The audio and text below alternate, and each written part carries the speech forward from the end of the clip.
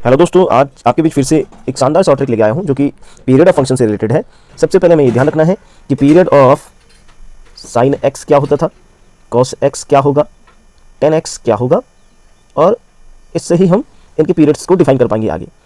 Let suppose हमारा थोड़ा सा मैं इसका अगर बोलूँ तो देखो, यहाँ पर क्या है, साइन एक्स का पीरियड हमेशा जब भी रहेगा वो 2 पाई रहेगा। कॉस एक्स का जो फंक्शन आपके पास गिवन है और उसका पीरियड हमारा 2 पाई रहेगा। 10x का जो पीरियड है वो पाई रहता है। पीरियड का बेसिकली मतलब ये है कि जो आपका साइन है वो 2 पाई इंटरवल के बाद अपनी वैल्यू को रिपीट करता है। तो इसी से ही हम आगे शॉर्ट ट्रिक्स करने वाले हैं।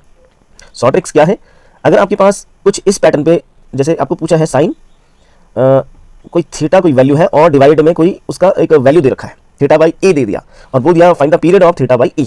सो हम क्या कर देंगे, जो यहाँ डिवाइड वाला जो पार्ट है वो इसके ओरिजिनल जो पीरियड के इतने मल्टीप्लाई में आपका आंसर आ जाएगा, यानी period of sine theta upon a will be 2 pi into a. तो ये हमारा आंसर रहने वाला है। ऐसे ही हम अगर कॉस के लिए बात करें सो सेम, क्योंकि कॉस का भी पीरियड क्या है 2 पाई। इससे भी हम क्या करेंगे, बिकॉज अगर आपके पास इस फॉर्मेट में कुछ दिया हुआ है कि find the period of x by a, तो जो ये डिनोमिनेटर में जो वैल्यू है वो इसके पीरियड में मल्टीप्लाई में चली जाएगी, बस ये ध्यान रखना है। तो period of cos x upon a will be 2 pi into a.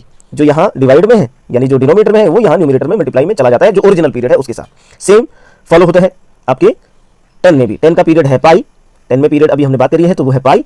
तो यानी 10 अगर आपके पास इस फॉर्मेट में दिया हुआ है 10x बाई ए और पूछ लिया इसका पीरियड क्या है, तो बस हमें पाई को क्या करना है, जो डिवाइड में है उसको मल्टीप्लाई में कर दिया, a इंटू पाई बोलो या पाई इंटू ए बोलो, ये हमारा पीरियड निकल के आ जाएगा। तो थैंक यू।